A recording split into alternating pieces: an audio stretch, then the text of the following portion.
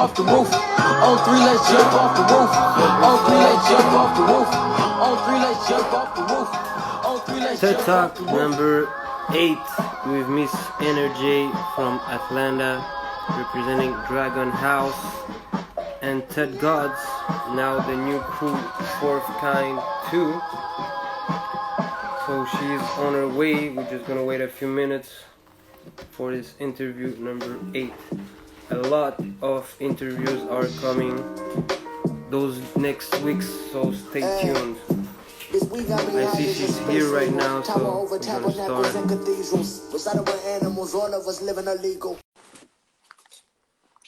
Connecting to Atlanta. I don't know if she's Atlanta or New York right now.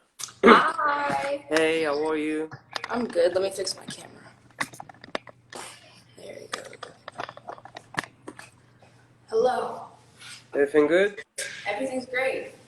How is the situation in your country? Everything's still in lockdown. I'm in New York, so it's a little crazy over here. So I've been staying inside. Okay. How's everything over there?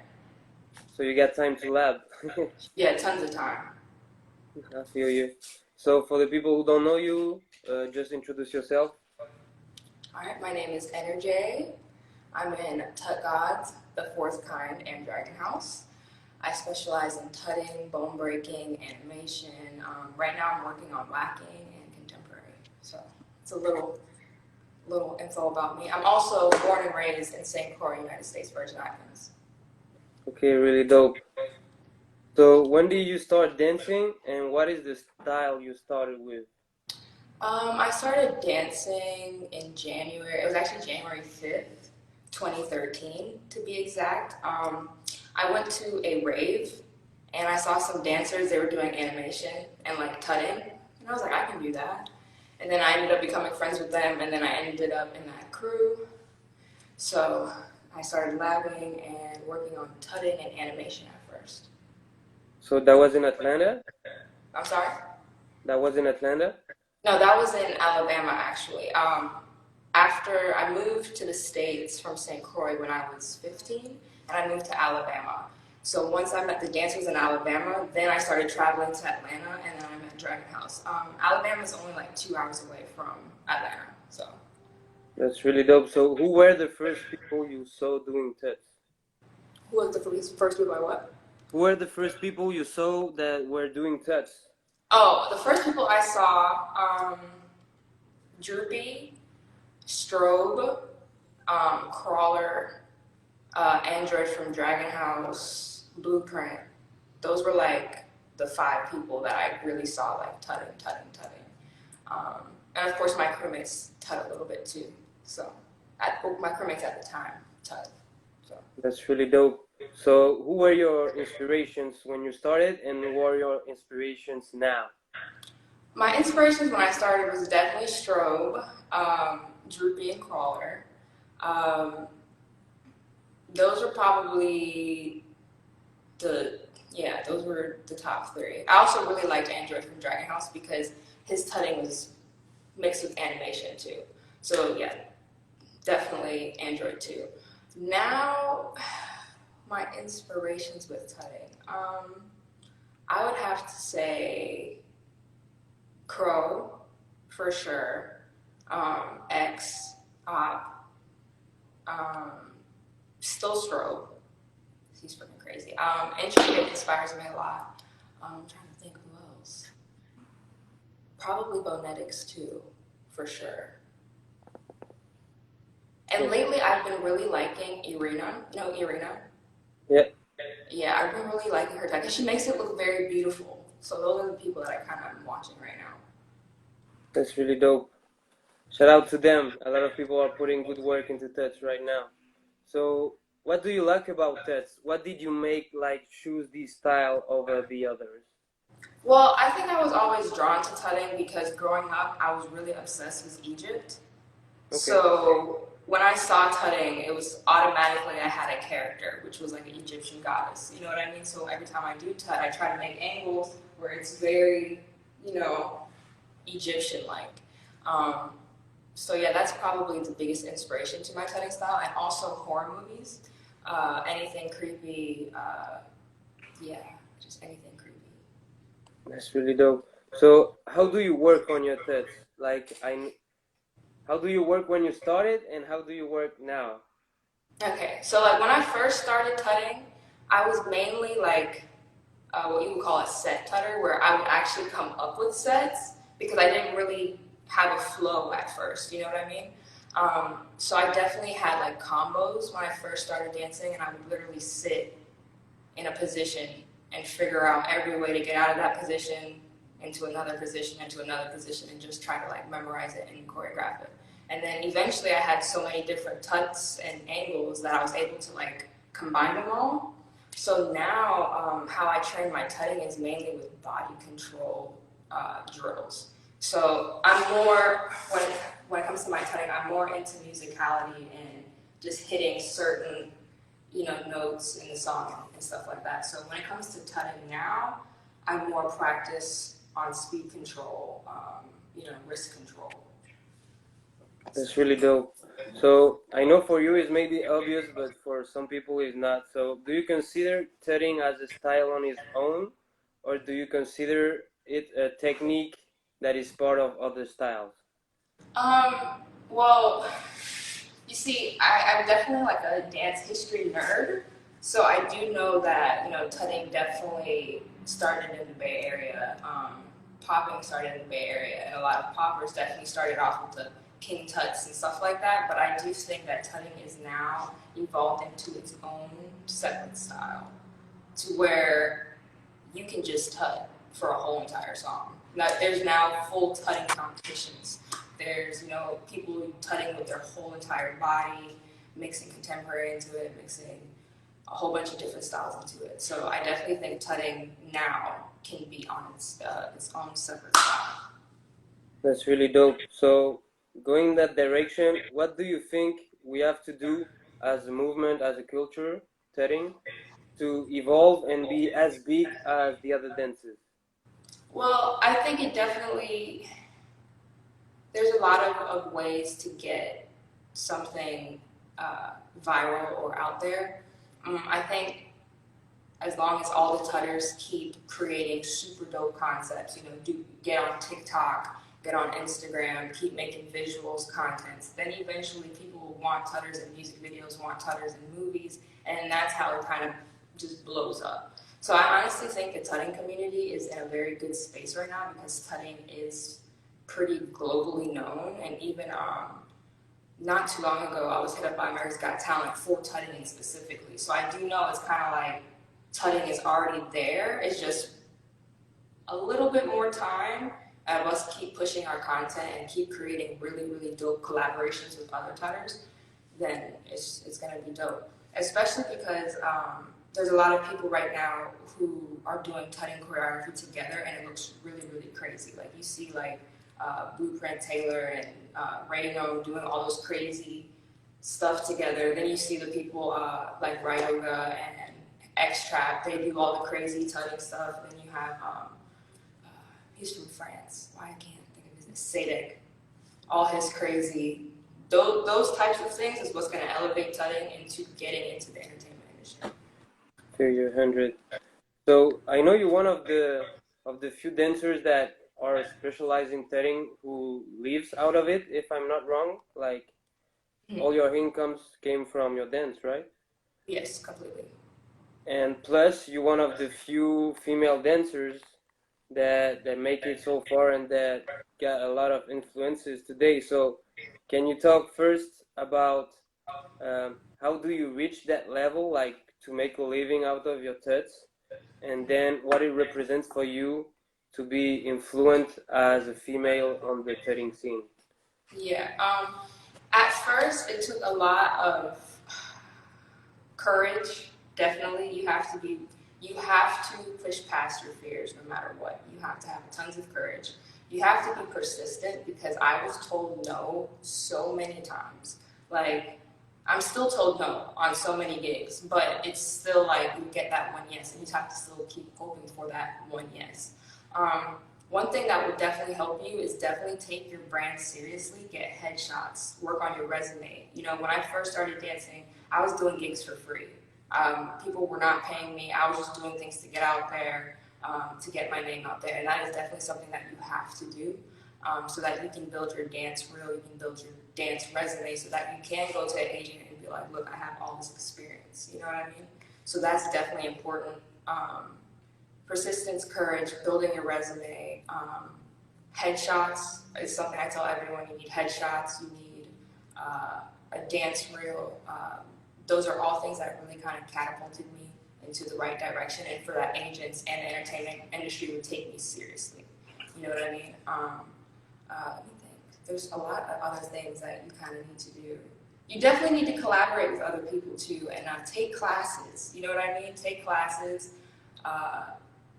Try and network with other dancers, go to dance events, talk to people. That was one thing that was really, really hard for me. I remember the first time I saw Dragon House, I was terrified to talk to them. I was just like, oh my goodness. But I knew I had to make that network, you know what I mean? And that's what you really have to do. You know, reach out to people. Hey, can I battle at your event? You know, don't be scared to like, just go for it. Like completely 100% go for it, ask for it, no matter what. And I think that is definitely all those things for sure is what you need. That's really dope. The biggest thing is definitely persistence, because you have to keep going. Like there's a lot of things that are going to happen that's going to like really test your strength and your love for dancing, because you are going to be told no, but that yes is definitely going to come. And it means a lot to me to be an influential female dancer, because I feel like there's not a lot of us here. And that's why I'm working with Talia, and Tawaka on the female showcase that we did a couple of weeks ago. We're doing another one June 14th, because a lot of female dancers are kind of overlooked, especially street dancers, because street dancers are already overlooked compared to studio dancers. And females, we have to fight for our respect, we have to battle for our respect, we have to do so much just to get respected into the dance scene and into the industry. So it means a lot to me that I'm able to speak out and help people and inspire people to do what they love to do. That's really dope. And going in this direction, what would you say to people? Because nowadays, at least in Europe, and I know in Asia it's kind of the same, a lot of people look at battling like the ultimate goal. But to be honest, I know like really, really few people that made a living out of it. Right. People think they can live out of it. So what would you recommend to these people, like to get to another level and live your life out of dance? Like, what's the difference between being underground and being able to make a living out of it? I was definitely underground at first, and I definitely wanted to be a battle dancer, but I definitely realized that you don't make that much money battling as you would in the entertainment industry. And me personally, growing up, I always wanted to be an actress or a model. So I was just like, I'm somehow going to get dance into that direction. So I know that's my journey. I do know that there are people who really, really love battling. They don't like performing, they don't like being on set, and they really love battling. If you really want to make it off of battling, you just have to be prepared to train all the time. I remember I toured China with Dragon House, and I met Tyro. He's a popper, and he's won over like 150 competitions. He's made his career off of battling, and he practices, he told me, 10 hours a day. So if you want to be a battle dancer, you just have to know that you're going to have to put in 10 times more work than any other dancer to make it in the battle scene. The entertainment industry, on the other hand, is a little bit more like business-minded and a little bit more like sometimes you don't need to be the most talented in order to get the gig. You know what I mean? So it's kind of like it all depends on your mindset, how confident you are, and stuff like that. I think personally, I encourage people to get into the entertainment industry because the pay is way better for dancers. Battle industry, there's always room for things to happen and event organizers not to pay you, and I've heard a lot of there's weird stuff going on. So if you are a battle dancer, make sure you have a contract, make sure everything is, you're paid half up front, you got your hotel info before you go to your event, you have your plane ticket before, you have to, there's a lot of things you need to make sure you have.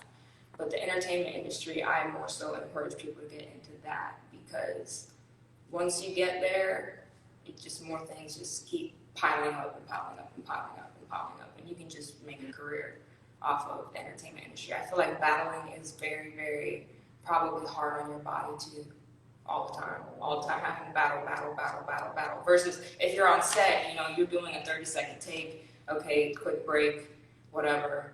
You're on, you know, set all day, but you have these breaks. It's not as like hard on your body. Understand you 100. That's really interesting because really few people reach that level like just with TUTS, and I feel like we need those kind of advices to get more people to that kind of level. And if, as you say, if we get more people like this, we're gonna get into movies, into things like this, and going up. So, what is the kind of work that most doing? Hold on, you cut out a little bit. What did you say? What is the kind of work related to art, like creating with people, teaching, being on stage, battling? What is the thing you prefer? I prefer to be on set personally. I like to perform. That's probably the second best thing. But for some reason, like being on set in front of directors and actors and stuff, that's just a dream that I've had since I was little. So that's just something that I'm just like, I will forever love this. And the food is amazing. Okay, the food is great. So for sure. Performing, I like to perform. I love getting the crowd hype and doing stuff like that, and you know, performing at festivals. Definitely love performances. Battling is probably my least favorite, honestly. Like I like to battle, don't get me wrong, but I definitely rather perform or do a gig than battle. Battling was kind of like the beginning of my career. I was very battle hungry then, but now it's kind of like I'm just chilled out. I just like to dance. I just want to focus on getting better and getting gigs. So now that you have evolved in your career, what will be your dream project? Like my dream project. I have a lot of dreams. It's kind of hard to say one, really. I definitely for sure want to be the main villain, monster, creature, character, whatever, in a movie. That's like the biggest dream. I want to be some type of crazy creature monster in a movie, but I am the bad guy of the whole entire movie. Like, you know what I mean? That's definitely like probably number one goal for me. Second, I definitely want to open up a nonprofit dance studio so that I can help train and help people and, you know, also teach dancing, because I do like to teach as well. And I definitely want to get, you know, bone breaking out there, tutting out there, other styles out there that are underground, because I don't feel like the street dance styles are as appreciated as studio styles. So those are probably my two top goals: be in a movie and open a studio. That's really dope. And talking about your crews that are really influential too, Dragon House, Dead Gods, and now your new one, Fourth Kind. That's right. Yeah. For you, what is the importance and what is the importance of having a crew or many crews? Like what it represents for you? Dragon House meant a lot to me, and this is actually a very good example of how crazy the universe works and how you can manifest like anything you want. So it's kind of like before I even started dancing, right? I used to watch So You Think You Dance. I saw Glitch on there, Chibi on there, and Android on there. And I remember watching that, and I remember YouTubing Dragon House and watching all of their videos. Okay? And then I would go to school, like I'm playing volleyball at the time, and I'm just like, you know, doing like fake little animation stuff. And then I go to the rave, I see these dancers, and then the first dance competition I go to, I see Chibi, I see Android, I saw Blueprint, and I'm just sitting there like, whoa. Hold it together, Jaden. You can't act like, you know, you're tripping right now. So then I met them, and it became super cool. I started training with ET on bone breaking, and then it kind of like went up from there. And then I ended up in Dragon House like a year or two after that. And then I always looked up to Strobe and Intricate, like I said before. And I remember they did a team battle together, and that's when they started TUTT. So at first it was just stroke and intricate, and then they also added dream and nasty to it. And I remember them posting about like, we're starting this crew. And this is another thing where I tell people, like, sometimes you really have to ask for what you want, because I literally messaged Strobe and I was like, I want to be in TUTT. I messaged Intricate and I was like, I want to be in the group. Like, it was just like, I just want to be in the group. And yeah, so they put me in the group, and then I'm a TUTT god. So then now, I'm in New York a lot because my girlfriend lives here, and I started hanging around X, right? Okay, so then I hang around X. X hangs around Opt, right? So I'm hanging around both of them. We start doing like, collaboration, just working together, and we realize like we're starting to get gigs together. Like, you know what I mean? We're starting to get gigs. We're starting to create really good content. And yeah, so then we were just like, let's start a crew. And the fourth kind happened because the fourth kind means alien. So yeah. So That's really cool. that's how the three crews happen. And I know you got influences from many styles, and a lot of people put boundaries on themselves, so they don't mix them. And I know that you kind of reach the understanding of them, that you can put them all into your feeling. Like, I know you use bone breaking into TUTS, now you're using whacking. I don't know if you guys got a style for the dance you do with Dragon House, or if you just go It's animation. Animation, but like Atlanta animation, like it's definitely Dragon House animation is definitely different than the popping animation. They have a lot of similarities and they use a lot of same techniques. It's just, and I can't even say Dragon House animation because it's just their interpretation of animation. You know what I mean? It's kind of like Blueprint has his own animation style, Glide has his own animation style, I have my own animation style. We all have our own animation styles. It's just kind of similar to each other because we were all around each other all the time. You know what I mean? But it's still different.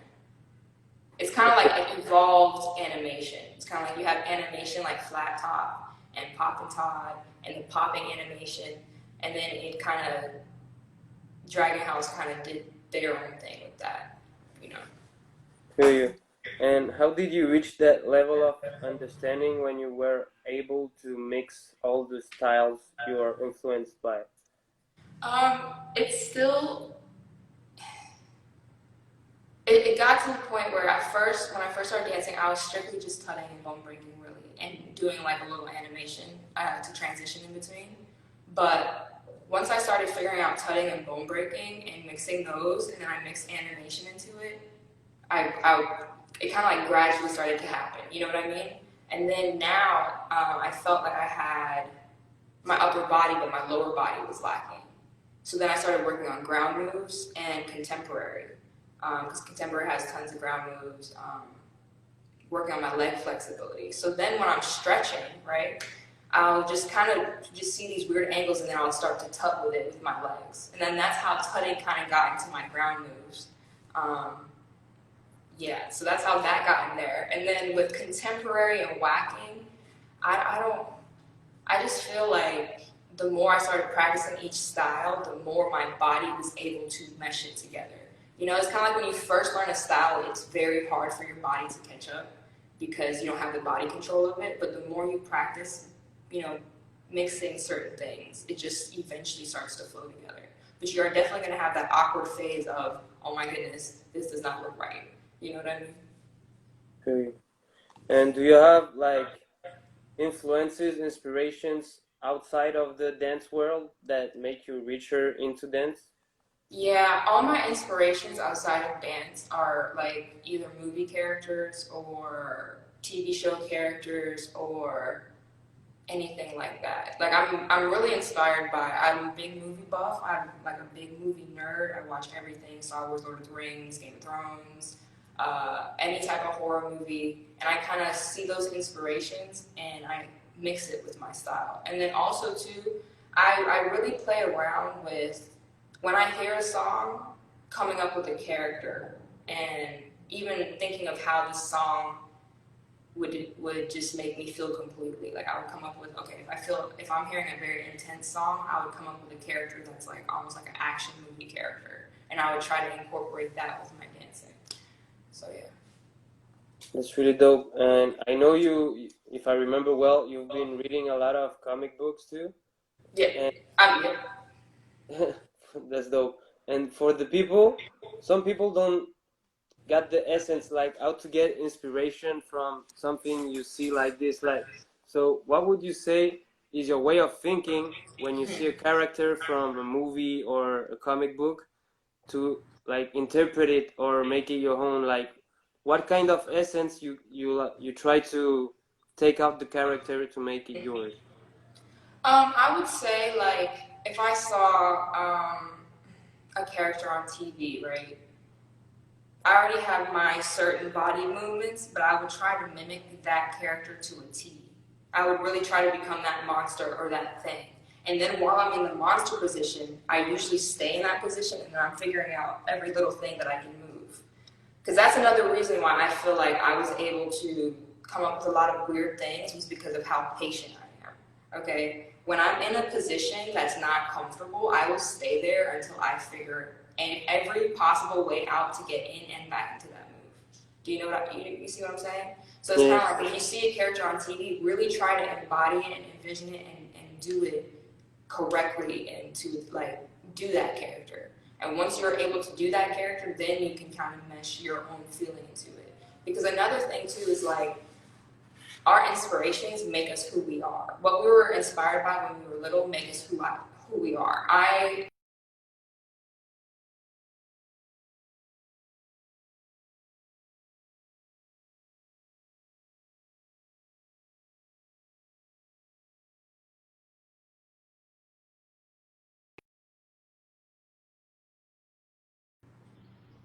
back. You're back. It's okay. Yeah. Did it Sorry. cut out a second? Yeah, I think it cut out a second. You Yeah, can hear me so now? we're talking about the characters, the monsters, and Oh yeah. you have to stay in one position. Yeah. So I stay in one position and kind of figure everything out. So it's kind of like I can give an example. So if I'm here, right, I'm gonna try and figure out my elbow movement, my head movement, my foot. I'm gonna try and figure out if I can pivot. I'm gonna try and figure out if I can move my foot back here. It's kind of like you just stay in that position until you figure out every little thing that you can possibly get out of it. And as far as getting your characters and getting your own personal style, you really have to think about what inspired you as a kid, what makes you happy in the movie. Like I remember watching Transformers like a really long time ago, and they had like the cube thing in the first movie, and I was like, that's so dope. I'm gonna try and make a TUTT like that, and then I just started coming up with these transforming like type of TUTTs. So it's kind of like you see something and you're just like, okay, how can I make that into a move? Because that made that inspired you. I see the rain, Samara crawling up the well all creepy. I'm like, okay, how can I make that into a dancing move? For sure. And you're one of the few people that do bone breaks and really incorporate tutting into it. I mean, into the flexing culture, there is some people like Bones, Lawless, X, Snow that have made it. But how do you think about it? Because a lot of people know to bone break, but it's really difficult for them to take angles into this. So how did you brought your TEDs into your flexible moves? I think one thing that I realized was my tutting was I really tried to gain control of every part of my arm and be able to isolate it. So it's kind of like I can move my hands and just my wrists, right? And then I could just move my elbows, or like I can move my hand, elbow only, shoulder only, and you kind of like gain full control over your arms, and then you kind of learn all the different ways your wrist can move. So then once you're in a bone break, right, now I know my hand can go like this, because I'm used to doing that right here. Does that make sense? Yeah, for sure. 100. That's really interesting. Do you have like teachers who influence you a lot, and do you have students? Yes, I definitely had. Right now, definitely have a teacher. Dread and Savage are teaching me flexing right now. Princess Lockaroo is teaching me whacking right now. And these are actually kind of like the first real teachers that I had lately. When I first started dancing, it was a lot of like, people are just giving me advice. I would say probably back when I first started dancing, the only two people who really sat and taught me were E.T. and iGlide in Dragon House. And E.T. definitely helped me start my whole bone breaking. And he helped me get all the way up to the cross arm, I believe. And then after cross arm, I just kind of just took it myself. And yeah. So iGlide and E.T. And then right now, Dread, Savage, Princess Lockaroo. My best friend Benji is definitely helping me with whacking too, so he's definitely a teacher. And you know, I get advice from X and Op too as well for bone breaking now. So I kind of get advice. Feel you. Pieces of knowledge from here. Mm-hmm. And do you have students? Do you teach I have people? a ton of students. I have a lot of students. I teach online classes, and I also sell video tutorials. So people also have just like my video tutorials. I definitely train with Izzy. She's a dancer from Atlanta. Tina, a dancer from Atlanta. Those two are like probably my most consistent students that I've had so far. Tyler from Baltimore, Lewis from Detroit. I'm forgetting so many people. Sarah from Atlanta. Yeah, so I have quite a bit of students. I actually am making a compilation now of all my students. So That's really dope. Can't wait to see that. And you teach them all like bone breaking and TUTT, or you? well, it's also to mostly everybody wants tutting. Not every one of my students want bone breaking because they don't want to go through the pain of it. So I definitely have at least 4 students that I taught bone breaking to, and one of them actually has all the way up until the mouth grab now. And he has the cross on, the jump rope. He's 5 seconds away from having just as many bone breaks as me, and that's schmoomy. I taught Wallace. He got all the way to the jump rope. I had a student with scoliosis, and she was actually able to bone break. So that was a dope thing. Yeah, but mostly everybody wants tutts. Tutting help. Yeah, it's mainly tutting and bone breaking.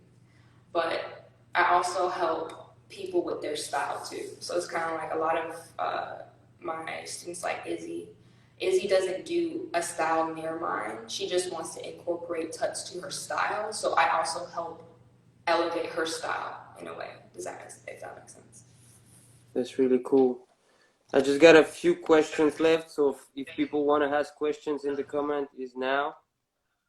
So what's the favorite artwork that you've made in your career, like the highlight point that you like most? Oh, that's so hard. Probably my most proud work that I've done so far is definitely the Shadow Monster on CW Legacies. The reason why was because they definitely gave me, hey, we want the Shadow Monster, but they actually let me create the movements for that monster. So that was like one of the best things ever. They didn't tell me, oh, I need you to do this, this, and this, and do this. At first, for the auditions, they had like an idea, but once they saw me, they were like, okay, so we want you to create the movements for the Shadow Monster. We want you to like come up with this on your own, and then just send us videos, and we'll tell you if you like it.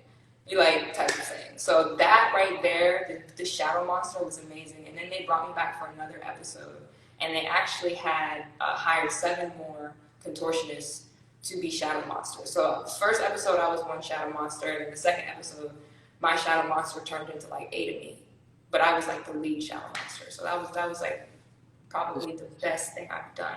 Also, too, the BET show I did that aired like a couple weeks ago, that to me was one of my favorites too, because it showed me that I went from being a monster to being a graceful stripper. Like, that was the role. Like, you know what I mean? I was a graceful, bone-breaking stripper. So it was kind of like I went from this monster, this creepy monster, to being this elegant, bone breaking stripper. That's And I dope. was actually very proud that I was able to do that because, you know, I'm like a tomboy, so I was able to embody my feminine side for that role for sure. It's really nice. So much experience. And how old you are right now? I'm 24. I just turned 24 April 5th. Oh, we the same age. Damn. Hey, You have a lot of time to do such a big career. always, always. For you, where do you think tutting come from? Where I think tutting comes from, I actually personally think that we can't trace where tutting comes from. Like, every time I see, like, Egyptian hieroglyphs, you see people like this, like this. Like, you know what I mean? So we don't know how their dancing was at all. We don't know that. Even when I see Bollywood dancers, they do a lot of, like, finger tuts. So I'm just like, they're doing a lot of stuff that we did is just the Bay Area gave this a name. You know what I mean? They gave it an actual tutting name, which was tutting. But I think that there was a lot of stuff way before we were all probably here. I believe we can't trace back dancing.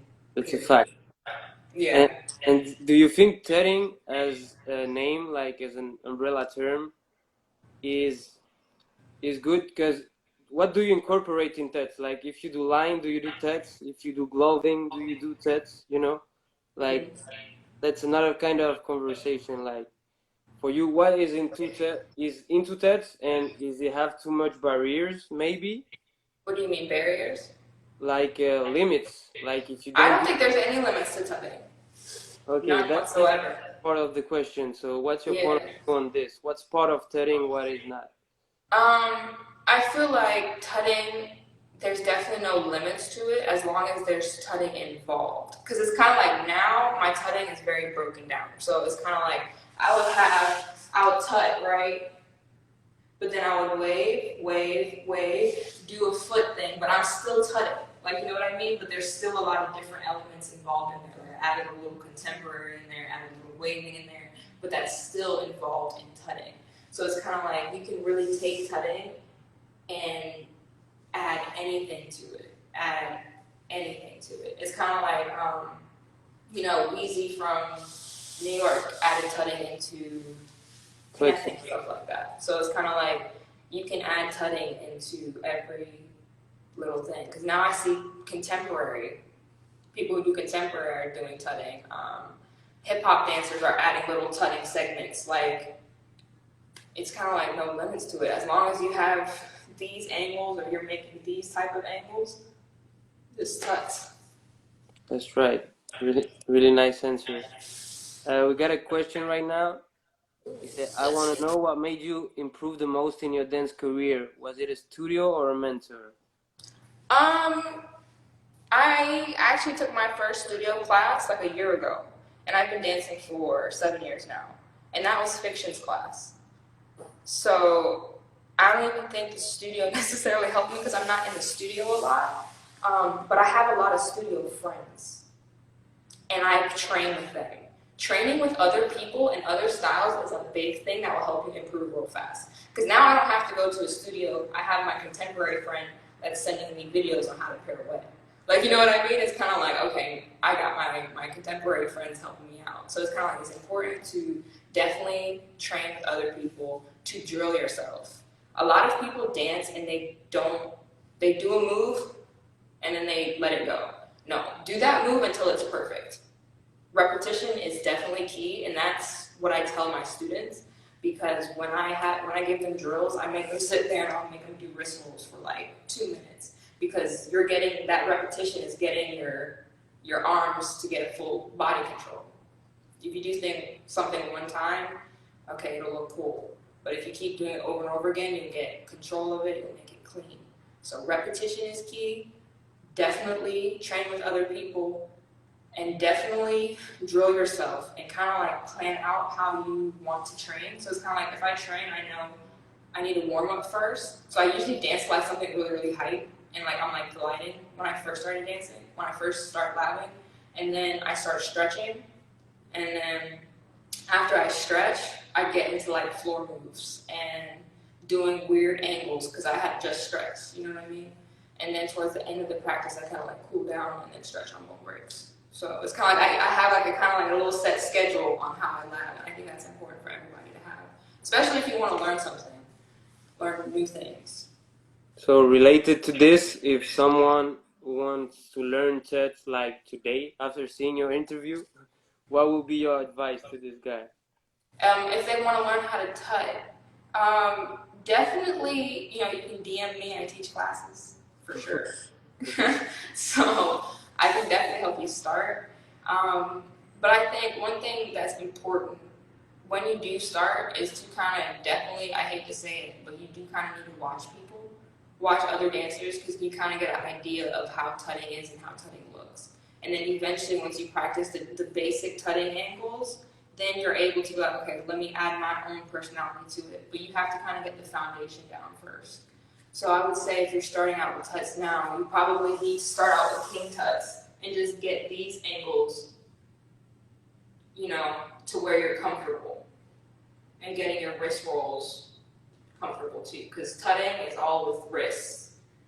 A whole bunch of wrist action.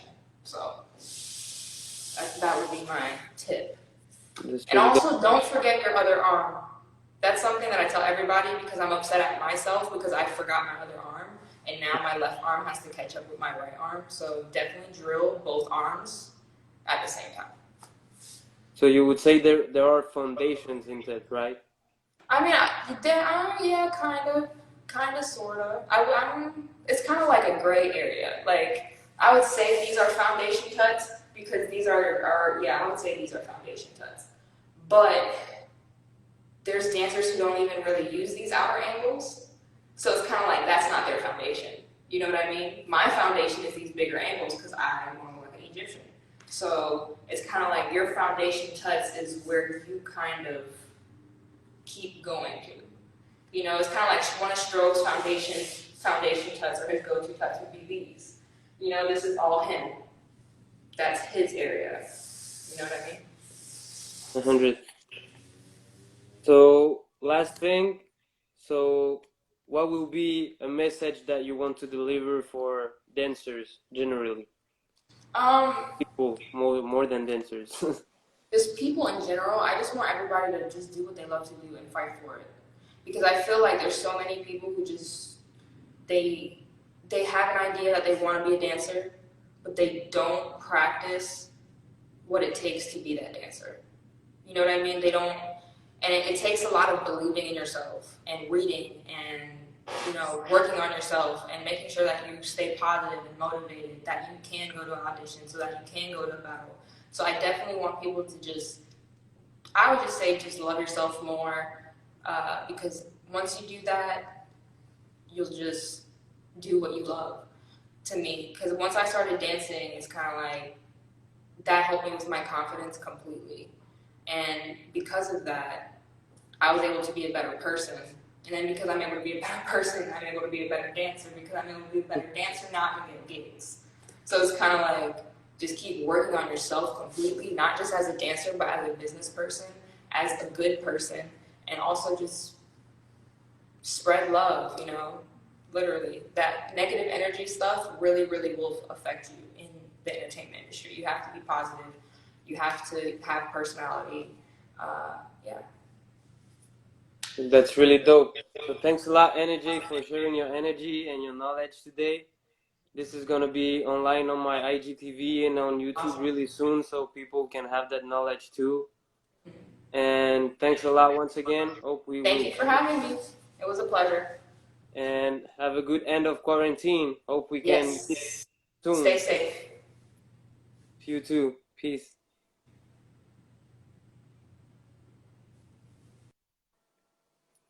Yo, that was good. So that was the TED Talk number 8 with Miss Enerjaee representing USA and Sainte Croix Virgin. And next interview is gonna be on Wednesday with Idol representing for Greece, and then on the weekend we're gonna have 2 more, I think, because I have a lot of people to interview next. So stay tuned, look in my page for the next ones, and stay safe. Peace.